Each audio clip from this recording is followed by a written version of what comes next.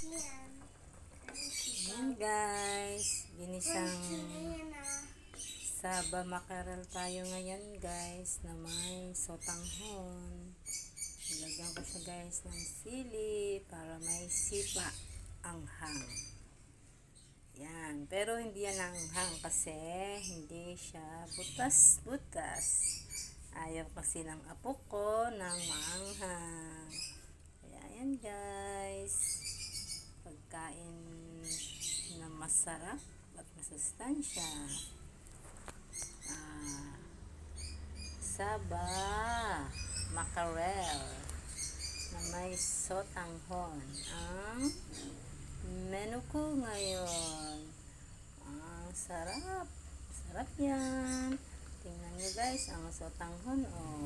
Yun, ayan ang sotanghon. Mama! Wait lang. Dapat pag magluluto